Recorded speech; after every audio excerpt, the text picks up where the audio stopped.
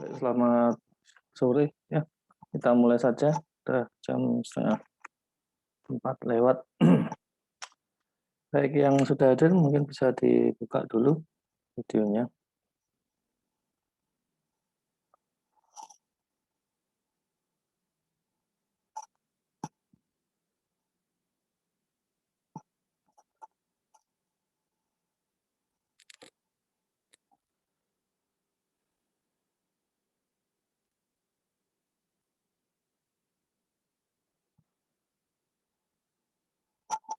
Ya, bagi kelas B ya, bagi mahasiswa kelas B,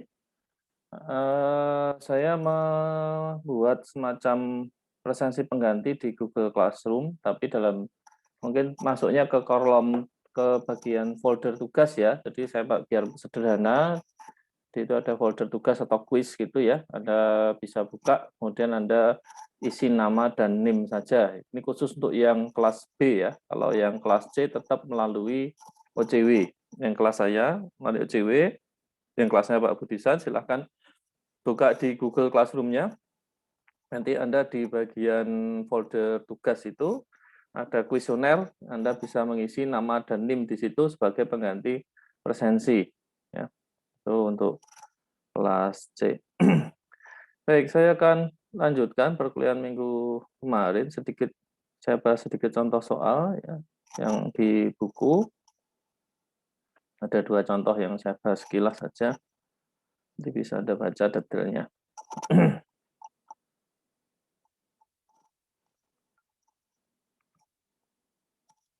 Oke, jadi misalkan contoh pertama ini adalah ada aliran fluida, yaitu berupa oil atau oli atau minyak ya, aliran minyak pada temperatur 20 derajat Celcius ya. Sehingga minyak ini mempunyai density-nya adalah 888 kg per meter kubik dan viskositas dinamiknya ionya adalah 0,8 kg per meter detik. Kemudian minyak ini mengalir secara steady melalui pipa dengan diameter 5 cm. Dan panjang pipa adalah 40 meter. Ya, diameternya itu maksudnya adalah diameter dalam ya. Tekanan pada inlet dan outlet diketahui, yaitu pada inlet pipa itu adalah 745 kilopascal dan pada outletnya adalah 97 kilopascal. Nah, kemudian kita diminta untuk menentukan atau mencari laju aliran minyak melalui pipa tersebut. Ya. Dengan asumsi ada beberapa kondisi. Yang pertama adalah pipa tersebut pada kondisi horizontal.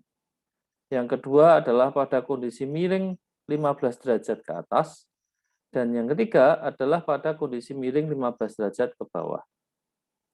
Kemudian juga diminta untuk memastikan atau memverifikasi bahwa aliran yang melalui pipa tersebut adalah laminer. Ya. Oke.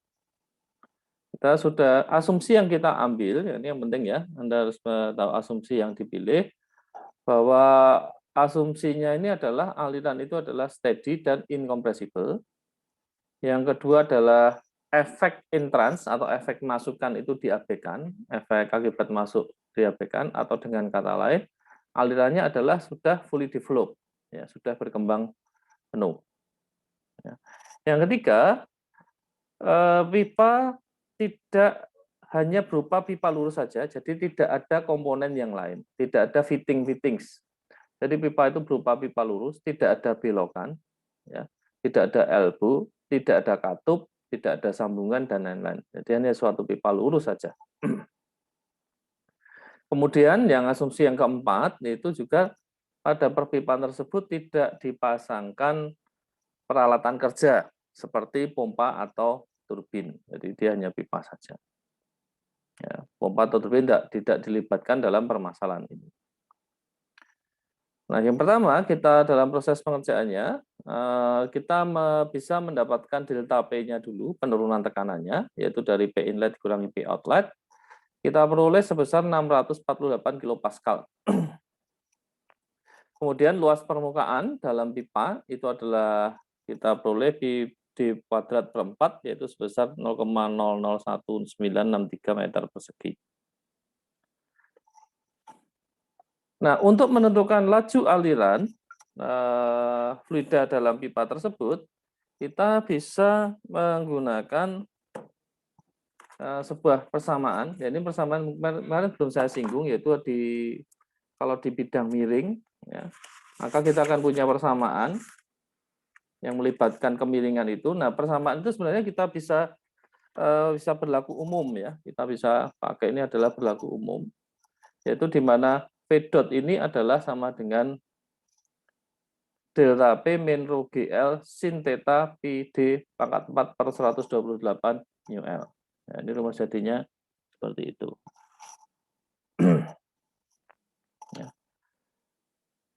Nah, kalau misalkan pipanya itu adalah horizontal, artinya tidak punya kemiringan, maka tetanya adalah sama dengan 0.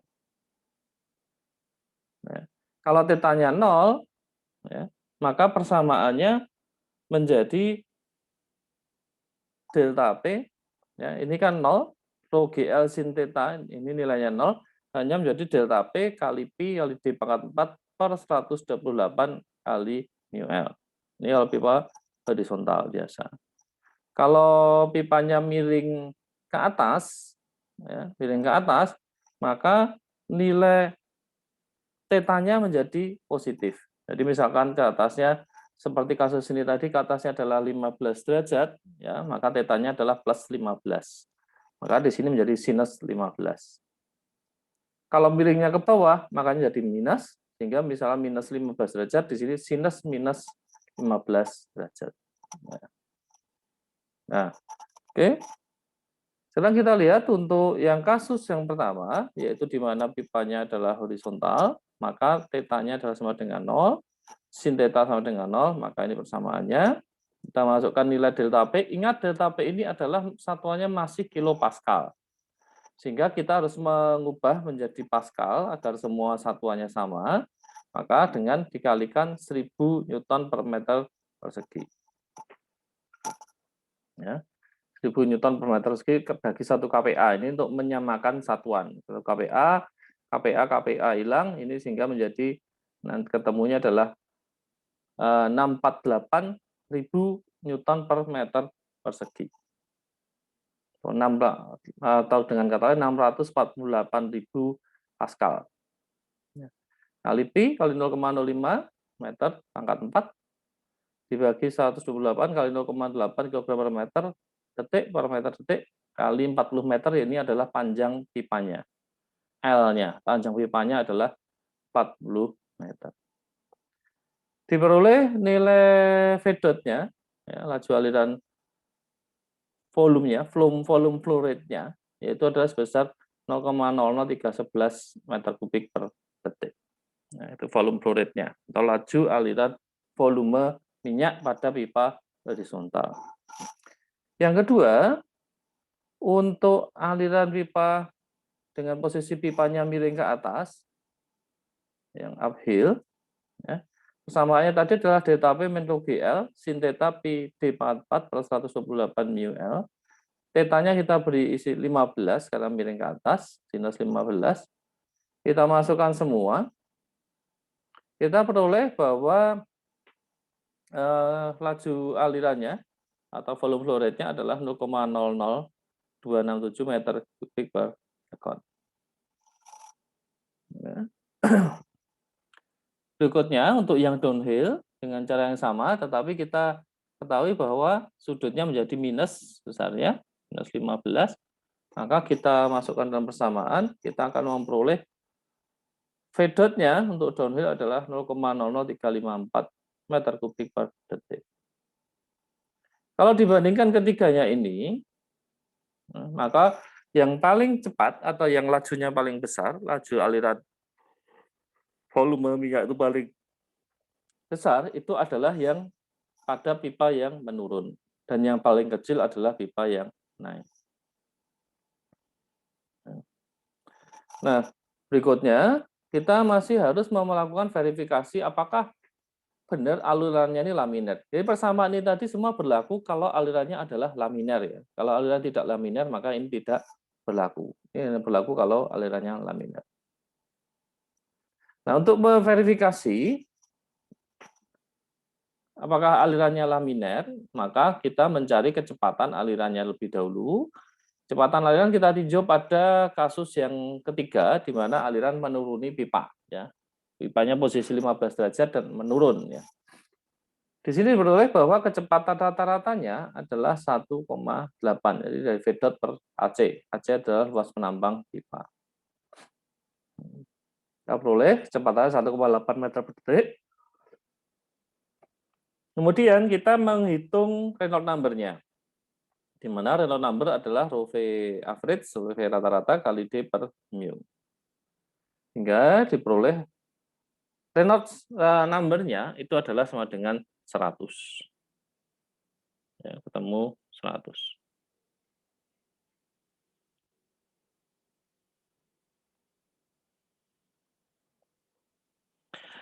Oke, karena dia hanya 100, kita tahu bahwa Reynolds number untuk laminar kan 2.300 ya, dikurang dari 2.300 alirannya masih laminar. Maka ini adalah benar aliran laminar, sehingga analisis dari 3 macam posisi pipa tadi valid ya, bisa berlaku.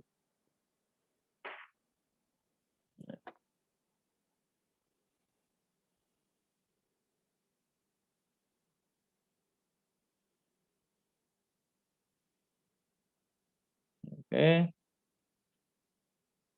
Ya, ini tadi kenapa kok kalau mau dilihat kasusnya, kenapa aliran yang menurun lebih cepat, karena ada bantuan ini ya, gravitasi. Ada pertambahan. Ya.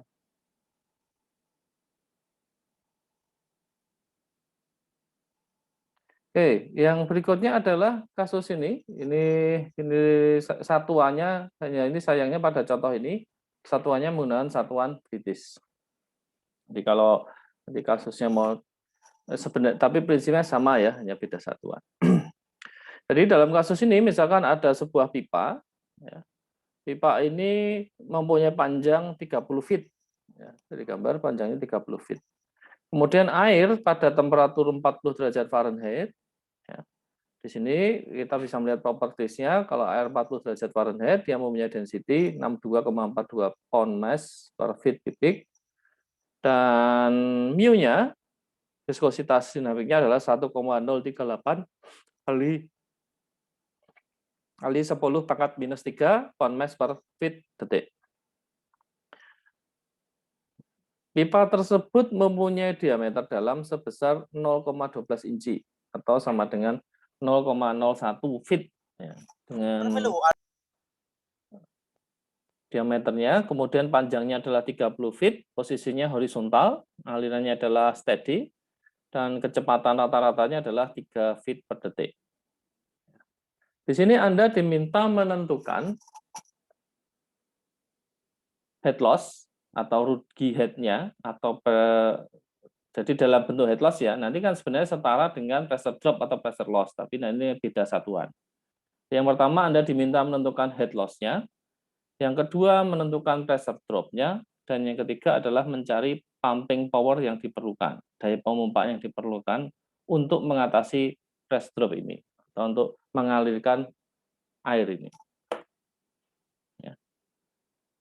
Penyelesaiannya, asumsi yang diambil sama seperti tadi, yaitu alirannya adalah steady, incompressible, efek masuk atau entrance effect ya, diabaikan, sehingga alirannya adalah fully developed, sudah berkembang penuh, dan tidak ada komponen lain yang terpasang pada pipa. Propertiesnya sudah diketahui tadi ya, density-nya sudah ada, mu-nya sudah ada. Maka yang pertama kali kita lakukan adalah mencari Reynolds number-nya pada aliran ini. Ya, kita tentukan dulu, kita cari dulu berapa Reynolds number-nya. Dari persamaan, Reynolds number adalah rho V average kali D per mu.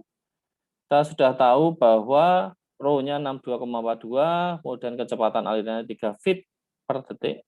Ya, kecepatan alirannya 3 feet per detik. Ya, dari gambar, kalau Anda lihat pada gambar, kecepatan alirannya 3 feet per detik. Kemudian diameter dalamnya adalah 0,12 inci atau sama dengan 0,01 feet. Dibagi viskositas dinamiknya diperoleh Reynolds number-nya 1803. Di mana di sini masih kurang atau lebih kecil dari 2300. Sehingga terkonfirmasi atau terverifikasi bahwa aliran dalam pipa ini adalah laminer. Oleh karena alirannya laminer, maka faktor geseknya F-nya itu adalah sama dengan 64 per RE. Ya, ini karena laminer. Kalau tidak laminer, lain lagi nanti persamaan. 64 per RE. Ya. Sehingga kalau kita masukkan RE-nya, kita peroleh F-nya adalah 0,0355. Kemudian dari sini head loss bisa kita hitung. Ya. Head loss samaannya adalah HL adalah sama dengan FL per D kali V average kuadrat per 2G. Ya. Head loss sekali lagi adalah faktor gesek kali L per D panjang pipa dibagi diameter pipa kali kecepatan rata-ratanya kuadrat dibagi 2G. Hasilnya adalah sama dengan 14,9 feet. Ya. Oke. Kemudian kalau dilihat, pipa adalah posisinya horizontal dan diameternya tidak berubah atau tetap. Maka pressure drop pada pipa semuanya adalah akibat dari pengaruh gaya gesek. Ya. Sehingga karena akibat pengaruh gaya gesek, maka menjadi ekuivalen dengan adanya pressure loss atau rugi tekan. Nah, rugi tekan, ya, pressure loss-nya ini dari hampir sama, FLD kali V per 2G, di sini rugi tekannya adalah FL per D rho V AG, ya, rho average kuadrat dibagi 2. Ya. FL per D rho average kuadrat per 2. Ini adalah untuk mencari pressure loss-nya atau pressure drop-nya. Diperoleh besarnya pressure drop-nya adalah sebesar 929 pound feet per feet pound force per feet persegi. Ya, 929 pound gaya atau pound force dibagi per feet kuadrat. Atau dengan kata lain bisa dituliskan sebagai 6,45 PSI, pound per square inch. Ya, ini kalau dikonversikan 929 lbf per feet persegi, ya, pound force per feet persegi adalah sama dengan 6,45 PSI. Ya. Sedangkan volume flow rate dari aliran tersebut adalah kecepatan rata-ratanya kali luas penampang. Kecepatan rata-rata sudah diketahui 3 feet per detik kali luas penampang pipa, maka diperoleh sebesar volume flow rate-nya 0,000236 feet pangkat 3 per detik. Sehingga pumping power itu adalah volume flow rate-nya dikalikan dengan pressure drop-nya. Ya. Jadi volume flow rate-nya V dot-nya kalikan delta P. Hasilnya diperoleh sebesar 0,3 watt. Ya, 0,3 watt. Ini adalah besarnya pumping power yang diperlukan agar fluida mampu mengatasi pressure loss-nya. Jadi bisa terjadi aliran.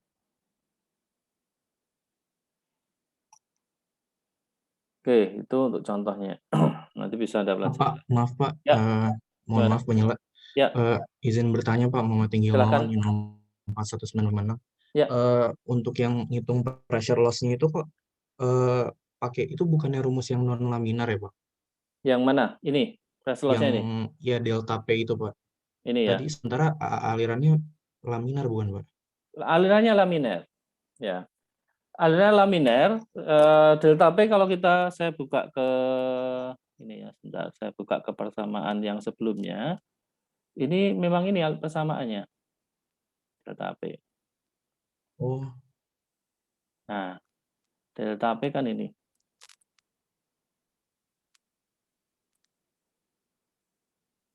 Nah, ini.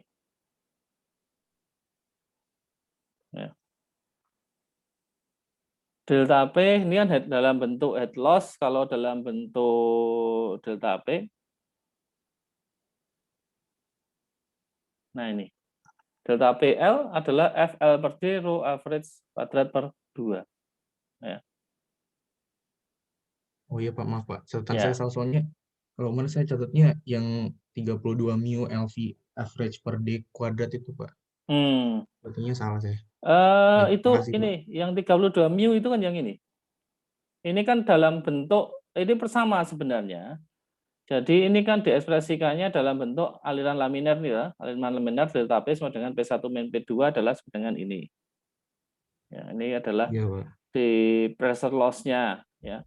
Kemudian dari sini ini kan kita bisa mendapatkan ini ada dengan menggunakan faktor gesekan ini ya untuk memudahkan perhitungan sebenarnya.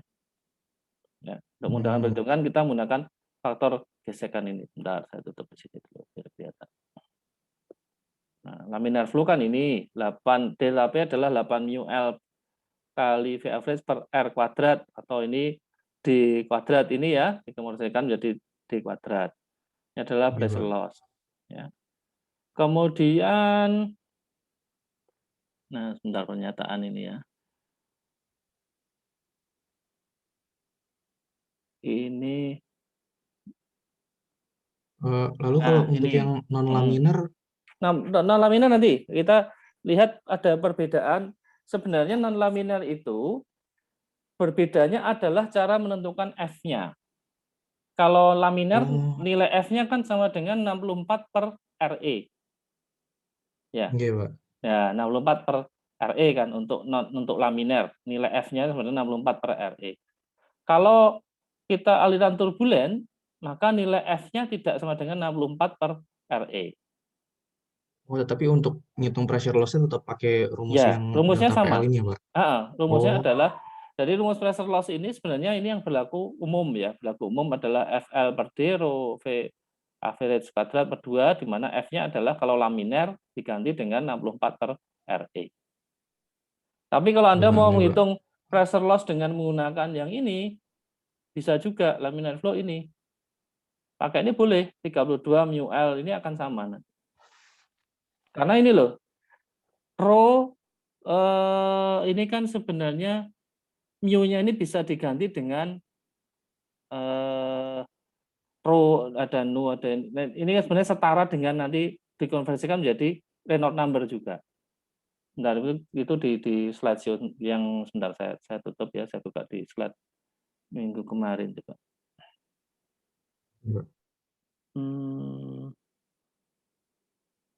Kemarin kita laminar flow ya.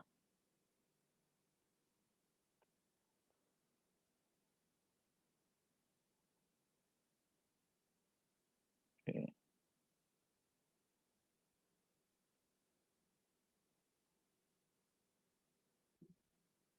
Bulan.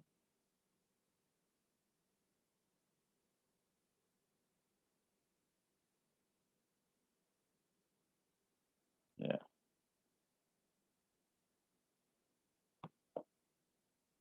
Nah, dari sini kan sebenarnya. Nah. Oke, pressure drop HL ini adalah head loss untuk laminar flow ini. Kemudian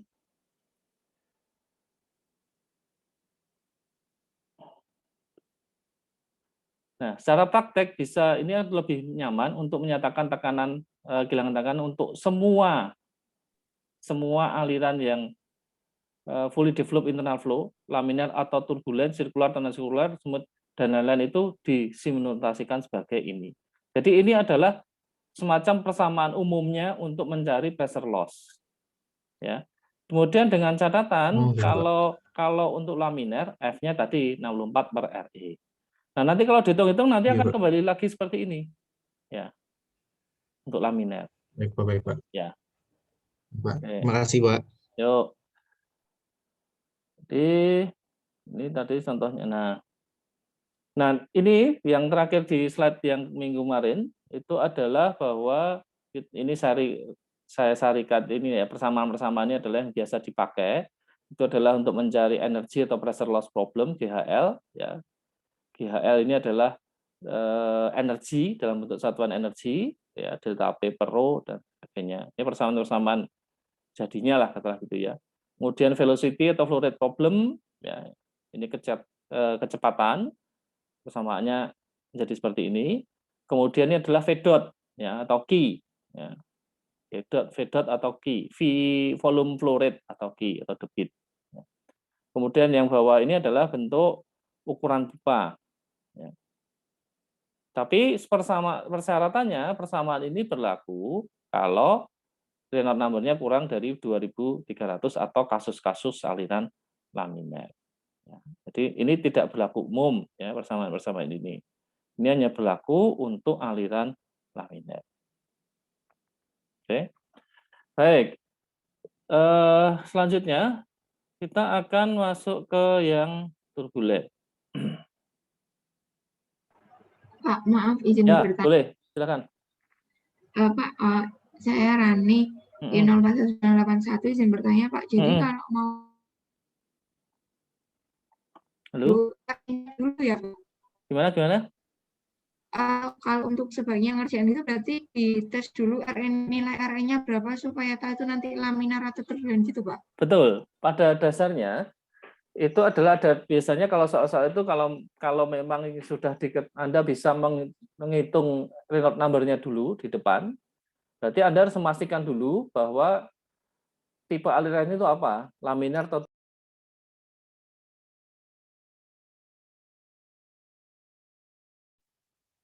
Pak, maaf Pak, sepertinya masih ke-mute Pak. Oke, sorry, saya ulangi ya. Jadi kalau yang kasusnya itu kadang-kadang kan seperti contoh yang pertama tadi, kasusnya kan tidak diketahui kecepatan alirannya. Sehingga kan Anda tidak bisa menghitung Reynolds number-nya. Nah, dalam kasus itu biasanya sudah ada asumsi awal. Ini misalkan alirannya diasumsikan laminer. Ya, diasumsikan laminer. Sehingga perhitungannya pakai perhitungan laminer, persamaan-persamaan untuk aliran laminer. Tetapi di akhir setelah kita mulai kecepatan baru diverifikasi. Benar nggak alirannya laminer gitu ya. Kalau misalkan aliran laminer berarti perhitungan tadi valid. Tetapi kalau alirannya turbulen bagaimana? Berarti perhitungan sebelumnya sebenarnya semuanya menjadi tidak valid ya. Nah, karena ternyata alirannya turbulen. Nah, dalam kasus-kasus seperti itu kita harus melakukan perhitungan itu semacam di looping ya, semacam ada iterasi ya, ada semacam mengulang lagi ya, asumsi awal oke, ini ternyata turbulen. Berarti kalau turbulen Anda kan asumsi yang atau perhitungannya dirubah menjadi perhitungan turbulen ya. Sehingga nanti ketemu yang benar itu sebenarnya rugi-ruginya itu berapa. Sebenarnya laju alirannya itu berapa. Ya. Memang kadang-kadang yang sulit itu di situ ya, di mechanical fluida, terutama nanti kalau di aliran dalam pipa ini, Anda akan menemui persamaan di mana yang satu persamaan itu nanti setelah ini akan kita masuk ke sana sebenarnya. Persamaan itu Anda mencari faktor gesek F, tetapi di dalam persamaan tersebut sendiri juga mengandung nilai faktor gesek. Jadi misalkan faktor gesek, akar faktor gesek sama dengan sekian kali sekian dibagi sekian kali faktor gesek juga di situ. Ya, sehingga dalam persamaan itu menjadi persamaan yang implisit, ya, tidak bisa langsung diselesaikan, tapi hanya bisa diselesaikan dengan cara iterasi, ya, atau dengan engineering equation solver (EES) ya, semacam software untuk menyelesaikan. Jadi Anda mencoba masukkan nilai A, hitung, kemudian hasilnya dengan A tadi apakah sama dengan hasilnya, ya nilai A tadi. Nggak cocok, ganti. Ketemunya B, oke, B dimasukkan dalam persamaan. Hasilnya bagaimana? Begitu seterusnya. Ya, sampai hasilnya mendekati atau sama. Ya. Itu nanti prinsip seperti itu juga berlaku di prinsip-prinsip kalau Anda nanti menggunakan software CFD, ya itu prinsipnya adalah juga menggunakan prinsip iterasi. Jadi Anda yang menetapkan nanti tingkat ketelitian perhitungannya sampai berapa. Ya, misalkan tingkat ketelitian perhitungannya 10 pangkat minus 1 kali 10 pangkat minus 4. Nah, nanti artinya apa? Selisih angka yang Anda coba masukkan dengan hasilnya, ya, dicocokkan angkanya yang sama tadi, variabel yang sama cocokkan, selisihnya harus kurang dari 10 pangkat min 4 baru perhitungannya berhenti. Ya, kalau selisih itu tidak tercapai, maka perhitungan jalan terus, ya, hitung terus. Ya, terus-menerus sampai dia dapat. Nah, itu kalau dalam membuat pemodelannya ada yang salah, maka itu bisa saja tidak akan pernah tercapai. Jadi hasilnya tidak akan bisa teliti. Mungkin selisihnya adalah 1 atau 1 kali 10 pangkat 1 atau 1 10 pangkat min 2 misalkan. Jadi tidak mencapai ketelitian yang kita kendaki. Nah, itu seringkali terjadi seperti itu. Ya. Sehingga kalau Anda nanti menyelesaikan persoalan-persoalan mekanika fluida seperti ini, memang ini ya, yang pertama asumsi itu harus jelas. Asumsinya adalah A ini, B, C, D ini harus jelas dulu. Ya, kemudian nanti sehingga Anda bisa memilih persamaan yang tepat untuk menyelesaikan. Meskipun nanti pada kenyataannya memang gini ya, kita kalau persoalan mekanika fluida itu secara praktis itu hampir semuanya itu adalah kasusnya itu adalah turbulen ya. Laminar itu jarang sekali kecuali alirannya sangat lambat. Ya. Atau kalau Anda kecuali Anda ketemu soal persoalan ini diasumsikan sudah dinyatakan dalam soal bahwa ini kondisinya atau asumsi yang diambil alirannya adalah laminar. Udah hajar aja semuanya Pak persoalan laminar, memang diminta menghitung secara laminar gitu ya. Itu saja. Kecuali kalau tidak ada pernyataan sama sekali ya, berarti Anda harus menentukan dulu. Oke. Baik, saya lanjutkan. Sekarang kita lihat, ini nanti mungkin ada yang sesuatunya teoritis saya skip dulu ya, biar tidak terlalu pusing. Nanti kalau sebelum UTS masih ada waktu akan saya jelaskan lebih dalam. Nah, sekarang kita tinjau aliran turbulen. Jadi kemarin kita sudah lihat atau sudah kita singgung bahwa kalau alirannya turbulen kan tidak teratur gitu ya.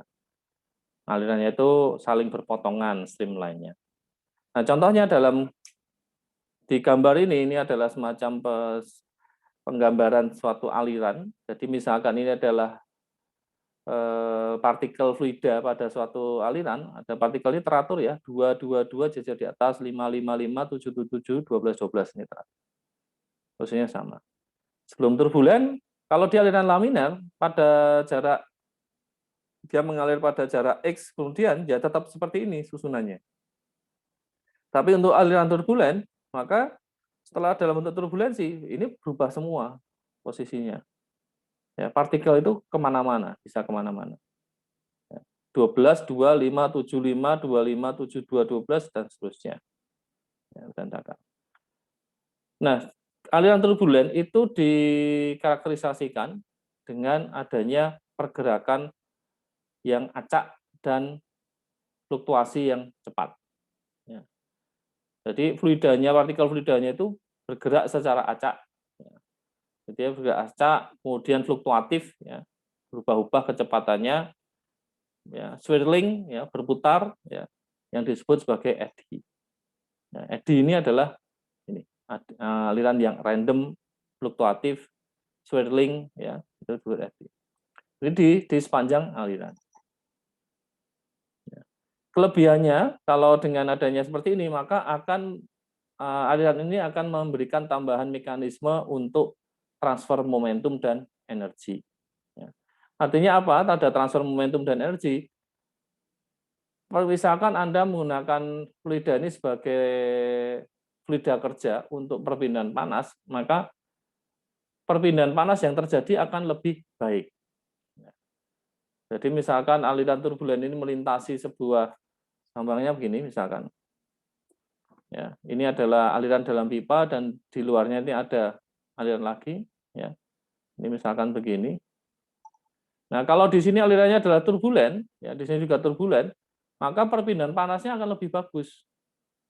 Ya. Dibandingkan yang aliran laminar. Ya. Itu kelebihannya itu. Jadi ada tambahan mekanisme untuk transfer momentum dan transfer energi. Ya, tentu saja kelemahannya Anda akan butuh pumping power yang lebih besar, ya, untuk memindahkan atau mengalirkan fluida ini akan butuh pumping power yang lebih besar, atau dengan kata lain pressure drop-nya menjadi lebih besar juga. Ya. Oke. Ya, ini turbulent flow ini ya mempunyai nilai yang besar untuk baik untuk gesekan, heat transfer, ya, dan mass transfer koefisien. Ya, transfer massanya juga lebih bagus. Nah, dalam aliran turbulen, jadi kalau kita meninjau sebenarnya kan kecepatannya acak. Nih, dikatakan tadi fluktuatif, naik turun, arahnya pun berubah-ubah. Tetapi kita bisa meninjau kecepatannya itu adalah berdasarkan kecepatan rata-ratanya. Jadi meskipun acak, ya misalkan ini aliran dalam pipa ini meskipun acak ya sepertinya acak ke sana-sana.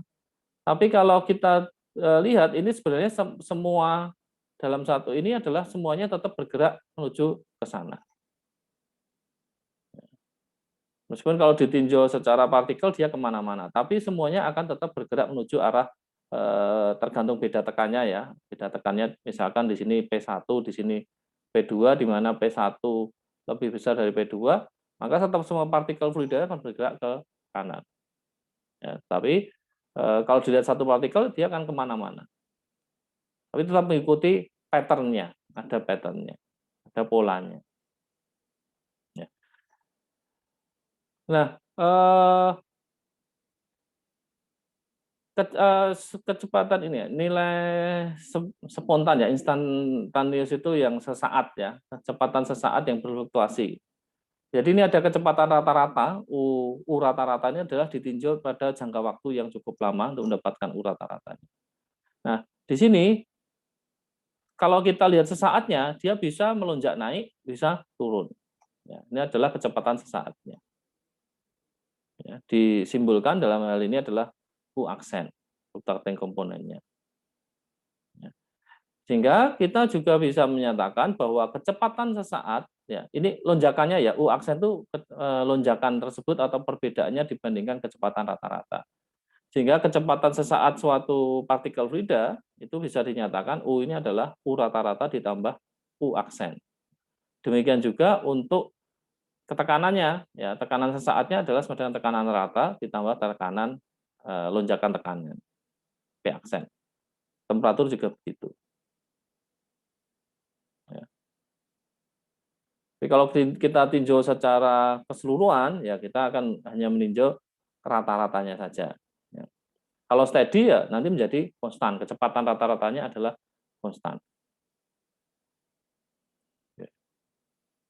Nah, demikian juga untuk ini yang saya tinjau yang penting saja, bahwa untuk tegangan geser turbulen ya ini akan terdiri dari dua bagian. Tegangan geser untuk yang aliran turbulen yaitu ada komponen laminer ya dan ada komponen turbulen. Komponen laminer ini bertanggung jawab terhadap gesekan antara layer pada arah aliran. Ya. Sedangkan yang komponen turbulen ini adalah bertanggung jawab terhadap gesekan antara fluida yang berfluktuasi, partikel fluida yang berfluktuasi. Nah, jadi yang arah aliran ini yang laminer itu yang arahnya ke sana saja, tinjauan ke sana. Tapi yang fluktuatif ini yang tegangan geser yang turbulen itu yang naik turun tadi, fluctuating fluid particles tadi. Ya. Antara partikel yang loncat-loncat kemana-mana itu dengan fluid body fluidanya. Ya, sehingga total shear stress pada aliran itu adalah terdiri dari tegangan geser yang laminer dan turbulen. Nah, ini secara keseluruhan kecepatan rata-rata, ya kecepatan rata-rata gambaran seperti ini, meskipun di dalamnya ada lari ke sana, ada lari ke sana, ya sana. Tapi secara keseluruhan dia tetap jalan ke sana dengan kecepatan rata-rata. Nah, kalau dibandingkan laminar dan turbulen, pola alirannya atau distribusi kecepatannya, yang laminar itu lebih seperti ini, lebih hiperbola. Ya, sedangkan yang turbulen itu lebih gemuk seperti ini. Nah, seperti ini. Ini yang turbulen itu polanya seperti ini. Ini yang laminar. Ya, distribusi kecepatannya. Nah, di sini kalau dilihat ke tegangan gesernya, totalnya itu adalah ini, dan ini ada yang sisi laminarnya dan ada yang turbulennya. Ya. Semakin dekat dinding kan tegangan gesernya semakin besar. Ya, semakin ke center, ke pusat pipa ini, ya, ke sumbu pipa, maka tegangan gesernya akan menjadi semakin kecil atau 0. Ini harusnya 0 fungsi ini ya, jari-jari. Ya, seperti ini. Oke. Ini saya skip dulu, biar Anda nggak terlalu pusing lihat. Nah, ini yang profilnya ya. Kalau kita lihat perbandingan profil kecepatannya, ini adalah velocity gradiennya, gradien kecepatan pada dinding, pada gradien yang untuk yang turbulen itu jauh lebih besar, lebih miring.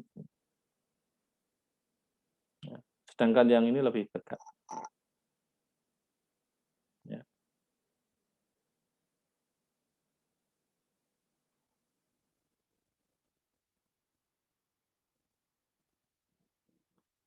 Kemudian kalau kita lihat lebih detail lagi, sebenarnya ada yang pada profil kecepatan turbulen itu kalau kita tinjau adalah seperti ini. Ya. Yaitu ada daerah yang dinamakan viscous sublayer, itu paling dekat dengan dinding pipa. Kemudian di atasnya itu ada buffer layer, di atasnya lagi ada overlap layer, dan baru ke turbulent layer. Nah, yang dimaksud dengan viscous sublayer, ya, ini adalah layer yang sangat tipis dekat dinding, ya, di mana efek viskositas itu dominan. Ya. Sehingga menyebabkan profil aliran, kecepatan alirannya, atau profil aliran di dekat dinding itu adalah laminar. Ya, jadi di daerah yang tipis dekat dinding ini bisa disebut juga selain viscous sublayer atau disebut juga laminar sublayer. Ya, laminar sublayer. Karena pola alirannya di dekat dinding ini pada daerah ini adalah masih laminar. Ya, karena laminar kan dipengaruhi oleh viskositas. Ya, dekat dinding itu pengaruh viskositas kan besar. Sehingga di situ alirannya masih laminar. Nah, di atasnya, di sebelahnya viscous sublayer itu adalah buffer layer, di mana efek turbulen menjadi lebih kuat. Ya. Tetapi meskipun demikian, alirannya masih didominasi oleh efek viskositas. Baru di atasnya lagi disebut sebagai overlap layer atau transition layer, juga disebut sebagai inertial sublayer, di mana turbulent efek semakin kuat, ya, tapi masih belum terlalu dominan. Nah, setelah itu, ya, baru masuk ke turbulent layer atau bagian outer layer. Ya, di mana di sini efek turbulensi itu lebih dominan, ya, jauh lebih dominan dibandingkan efek viskositas atau efek molecular diffusion.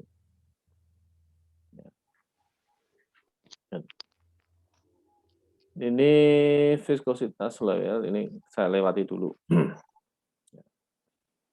Nah, ini kalau digambarkan, jadi ini ada, kalau ini ada, saya ini sebagai 8, ada dua persamaan ini ya, 846 dan 847, ini adalah sebenarnya persamaan yang digunakan untuk menggambarkan tebal lapisan ya pada aliran turbulen.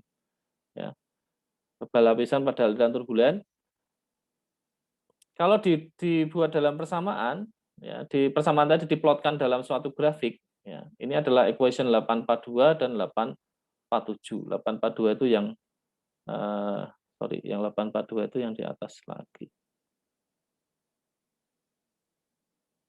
Saya lupa yang mana. Nggak tertulis di sini. 842. Nah, ini nih, viscose supplier. Ya. Nah, persamaan yang ini, viscose supplier ini adalah sebenarnya untuk menggambarkan, kalau Anda baca gini mungkin bingung ya, karena ini adalah ada parameter-parameter baru yang dimasukkan, ada friction velocity, ada Y. Ini adalah delta supplier, itu artinya tebal lapisan suppliernya. Ya. Ini adalah persamaan untuk menggambarkan itu. Kemudian ada 847. Nah, 847 ini adalah untuk menggambarkan overlap layernya. Nah, kalau diplotkan dalam grafik, ya, kita masukkan, ini adalah yang grafik yang ini berdasarkan equation 842. Ini adalah yang garis merah yang ini adalah persamaan 847. Dan data eksperimen itu adalah seperti ini, yang bola-bola ini. Ya, lingkaran kecil-kecil ini adalah data eksperimennya. Ya, di sini kita bisa melihat bahwa di sini dia persamaan ini tidak berlaku seterusnya ya. Dia hanya berlaku sampai presisi hanya sampai di sini. Yang persamaan 842.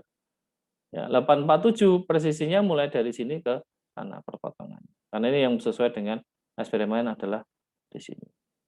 Ini adalah nanti bisa membantu untuk menentukan viscose supplier di mana, buffer supplier di mana ya, buffer layernya di mana, kemudian overlap layernya di mana, ya, dan turbulent layernya ada di mana. Ya, nanti kalau Anda di sini mau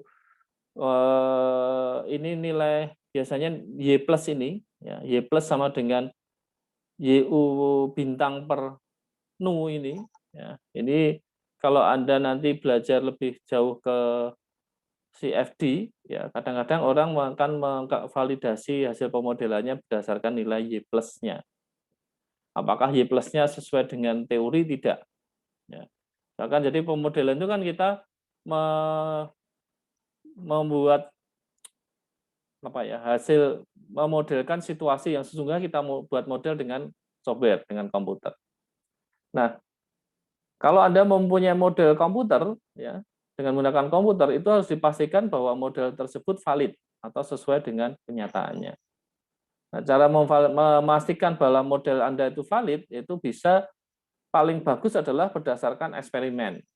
Ya, eksperimen pada kondisi yang sama, maka hasil model harus sama dengan hasil eksperimen.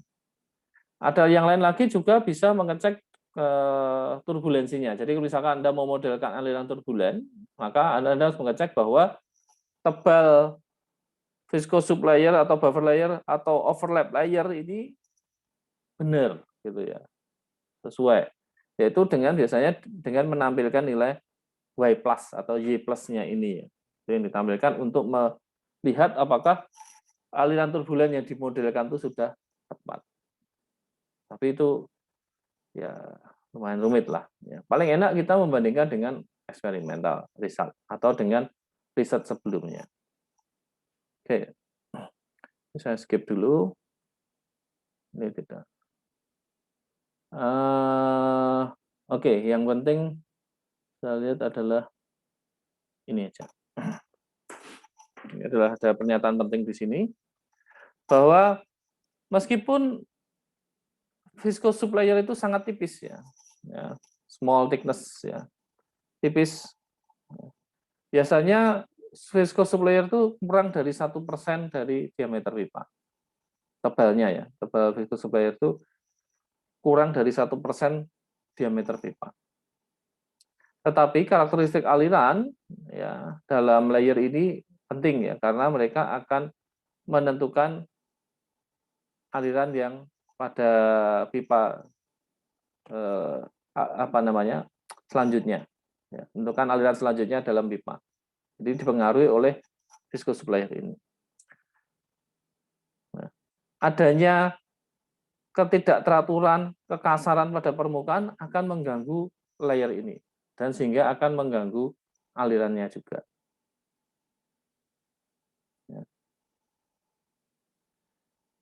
Implikasinya bahwa tidak seperti pada aliran laminer, faktor gesek pada aliran turbulen itu adalah fungsi sangat dipengaruhi oleh kekasaran permukaan. Kalau pada aliran laminer, faktor gesek kan hanya ditentukan oleh berapa? 16 per RE ya. Faktor gesek itu ya. Untuk yang aliran laminer. Tetapi untuk aliran turbulen, faktor gesek ini akan sangat ditentukan, sangat dipengaruhi oleh epsilon per D. Di mana epsilon ini adalah tinggi kekasaran. Tinggi kekasaran permukaan. Dan D-nya adalah diameter dalam pipa. Nah, ini untuk yang turbulen. Ini sangat dipengaruhi oleh ini. Epsilon per D.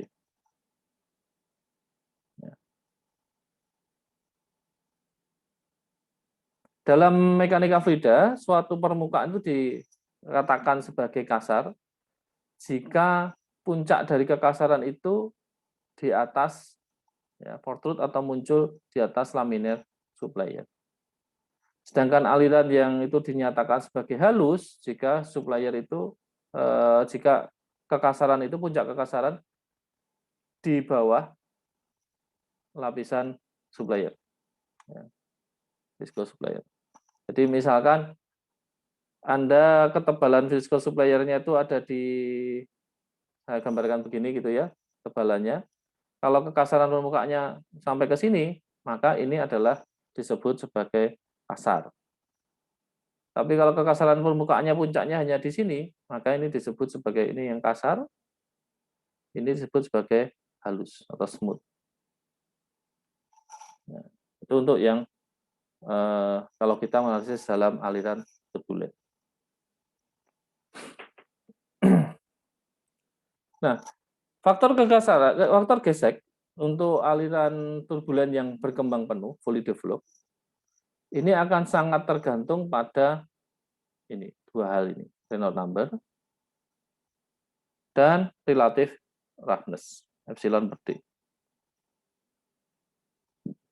Nah, di mana epsilon per D ini adalah rasio dari tinggi kekasaran rata-rata dibandingkan dengan diameter pipa. Nah, yang pertama kali melakukan riset atau eksperimen tentang kekasaran ini, faktor gesek ini, ya, ini adalah Nicoraz. Ya, J. Nicoraz ini dia melakukan eksperimen untuk meneliti pengaruh relative roughness, ya, epsilon per D terhadap faktor gesek atau friction factor. Ya, kemudian baru setelah dia dilanjutkan oleh riset-riset yang mirip. Ya. Friction factor ini dihitung berdasarkan pengukuran terhadap laju aliran, flow rate, dan juga terhadap pressure drop-nya. Nah, ini adalah contoh, ini grafik ini adalah hasil eksperimen dari Nicoraz. Ya.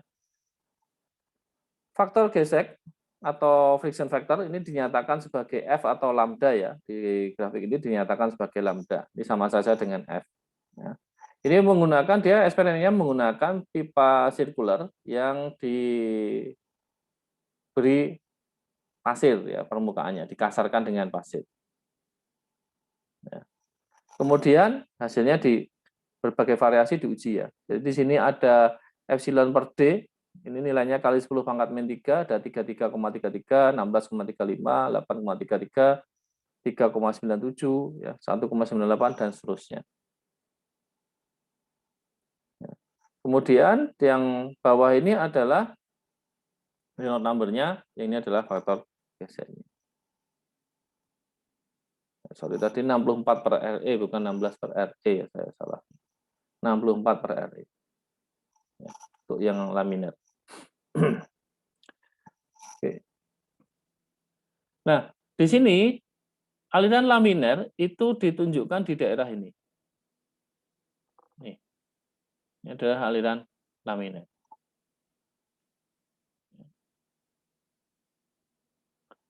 Kenapa tadi dinyatakan bahwa aliran laminar tidak dipengaruhi kekasaran? Anda bisa lihat di sini, ini berbagai macam kekasaran.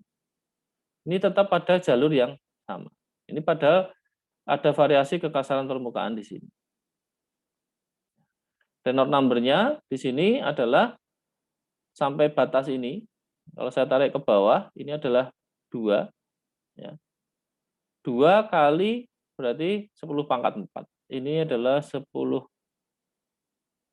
Ya, 2 kali 10 pangkat 3. Atau 2000. Batasnya laminar kan 2300. Ya, berarti daerah ini ke kiri, ini adalah daerah laminar. Sebentar ya, saya ada telepon sebentar.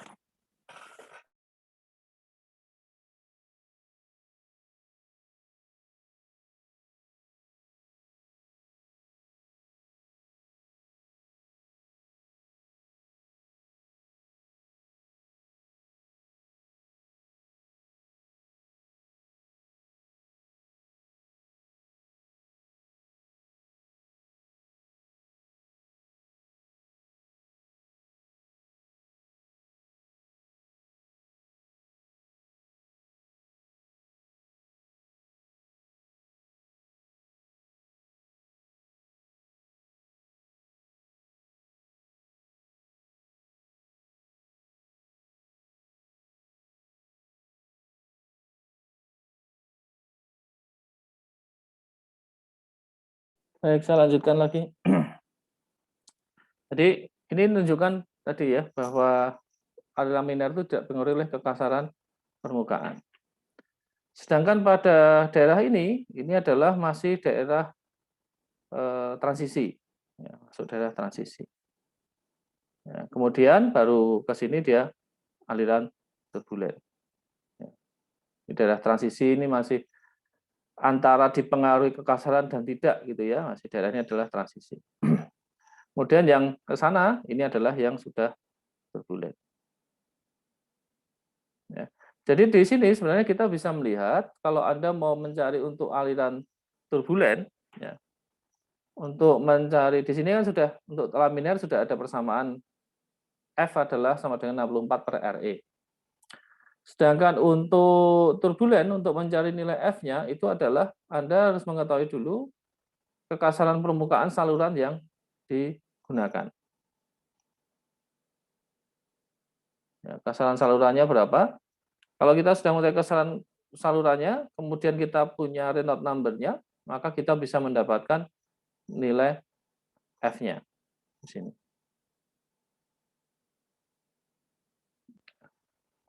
Ada persamaan selain Hagen-Poiseuille untuk yang laminar flow yaitu F sama dengan 64 per RE, yaitu adalah ada persamaan 0,3164 ya, 0,3164 per RE pangkat 0,25 ini adalah persamaan Blasius.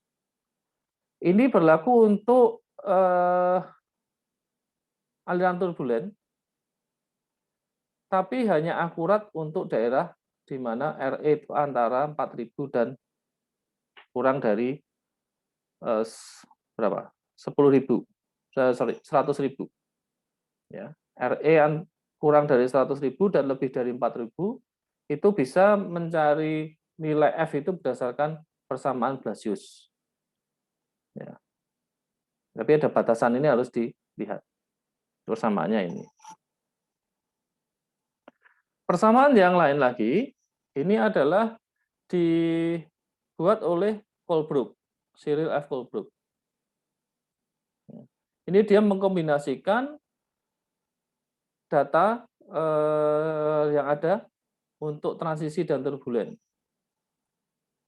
Ya, aliran transisi dan turbulen baik pada pipa yang halus maupun pipa yang kasar.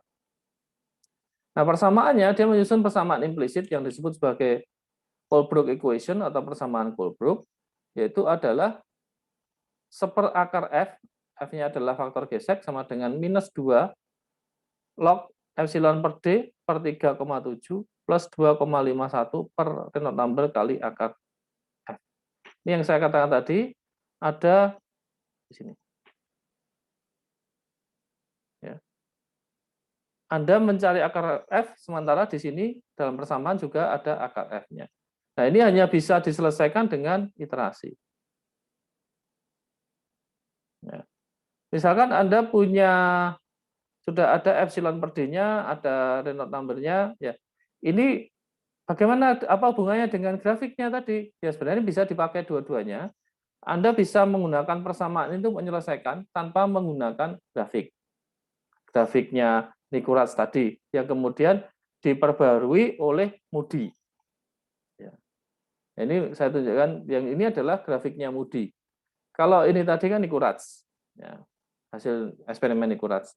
Nah, hasil eksperimen Nikurats ini kemudian dibuat persamaan oleh Colebrook ini, di mana kemudian dibuat grafik lagi. Ya. Yang melakukan banyak orang. Yang pertama adalah Hunter Rose, ya. Kemudian dia memverifikasi persamaan Colebrook, diuji coba, kemudian dibuat grafiknya, kemudian diperbarui lagi oleh Moody, Louis F. Moody, ya. Dia menggambarkan ulang yang dikenal sebagai Moody chart atau Moody diagram. Nah, ini yang digunakan sampai sekarang itu adalah Moody chart. Di sini grafik Moody ini adalah menampilkan Darcy friction factor F, ya, faktor gesek Darcy, untuk aliran pipa sebagai fungsi dari Reynolds number dan rasio koefisien gesek relatif atau epsilon per D untuk wilayah yang lebih luas, untuk range yang lebih luas. Nah, hasilnya ini adalah grafik Moody. Nah, grafik ini yang banyak dipakai sampai sekarang. Nah, apa bedanya? Sekarang pertanyaannya, grafik ini dengan persamaan Colebrook tadi apa? Kalau Anda menggunakan grafik ini, Anda bisa kalau Anda tahu nilai epsilon per D, Anda tahu Reynolds number-nya, Anda bisa mendapatkan nilai F-nya dengan menggunakan grafik. Tetapi tidak mudah ya. Kalau angkanya pas di garis-garis ini gampang. Tapi kalau angkanya di antaranya ini kan menjadi tidak mudah. Menetapkan nilainya itu menjadi tidak mudah grafik itu. Jadi kalau Anda hanya menggunakan grafik, artinya bahwa itu lebih ke pendekatan, ya, tidak ke hasil eksaknya. Ya. Karena setiap orang mungkin akan bergeser. Saya taruh angka nggak usah saya di antara di sini misalkan atau di sini. Nah ini mau 0,025 berapa ini? Ya. Nah ini kan apalagi grafiknya ini menggunakan grafik logaritmik. Ya.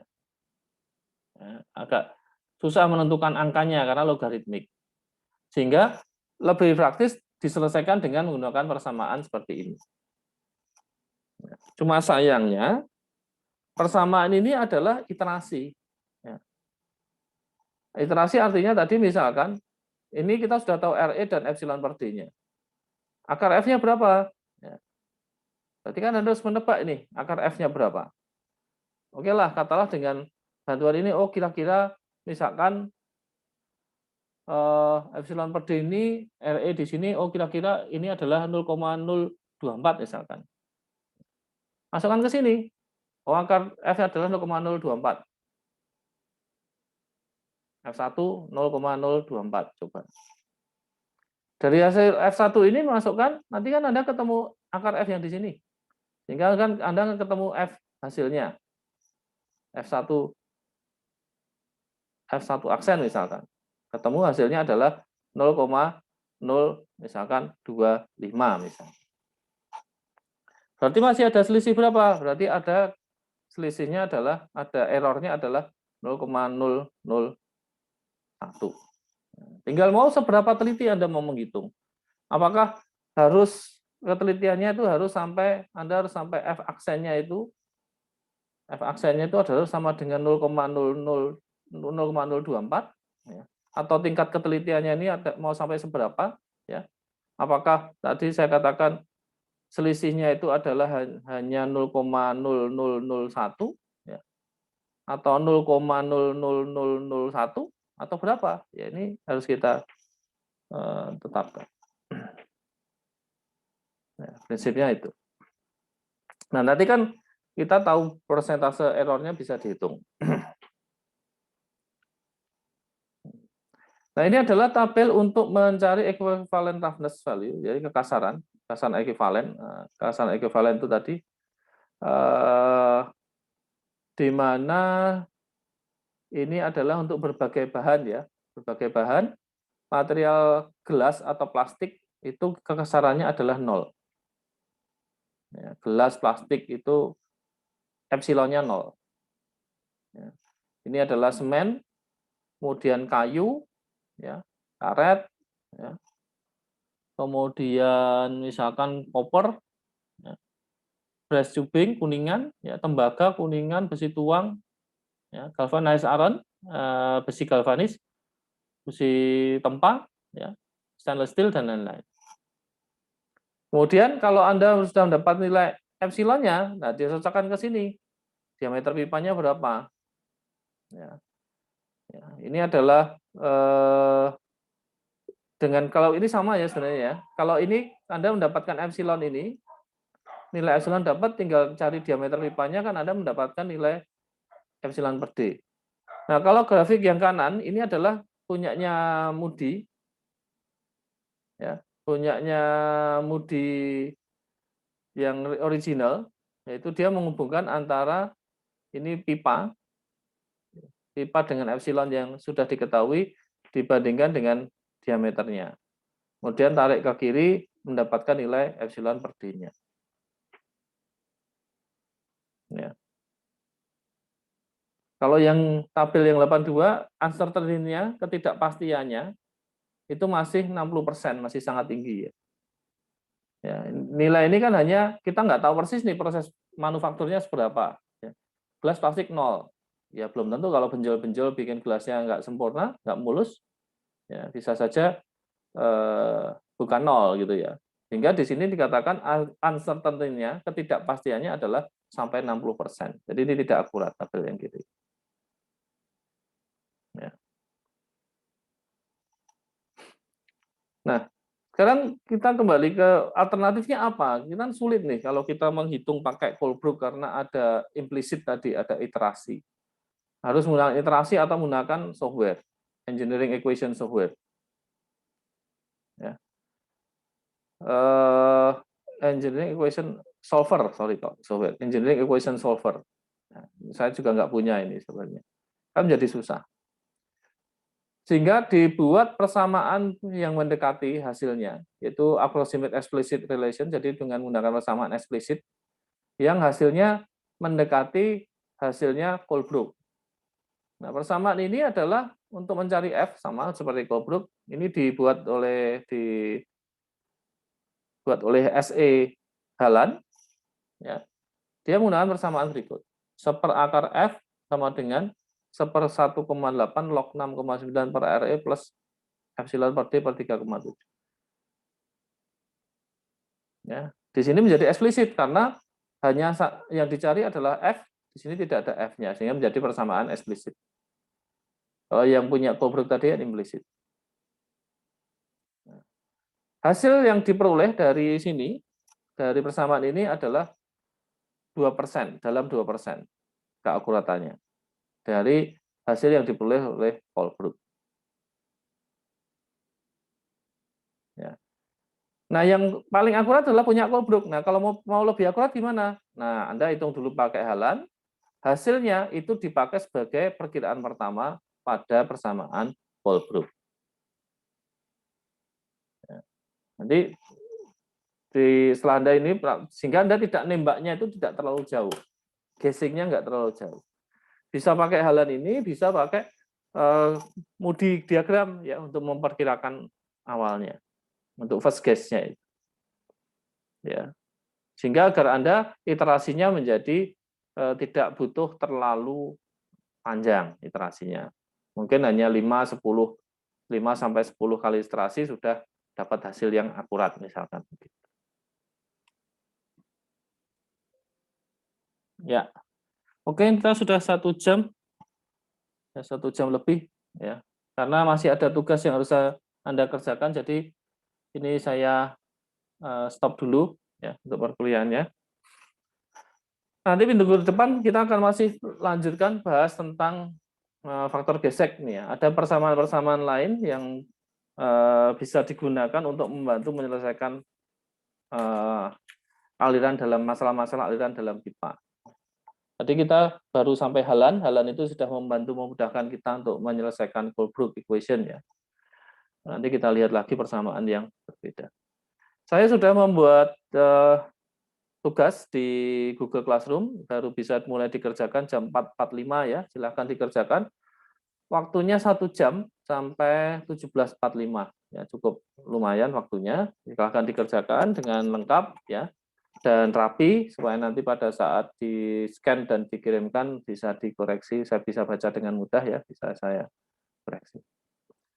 Baik, saya rasa itu dulu untuk pertemuan sore ini, ya. Kita lanjut minggu depan ya. Mungkin kalau ada pertanyaan disimpan dulu, kita lanjutkan minggu depan saja. Ya. Ini sudah 1 jam lebih 44 menit. Baik, terima kasih atas kehadirannya. Selamat sore ya. Untuk semuanya saja. Sampai ketemu lagi minggu depan. Tetap jaga kesehatan ya.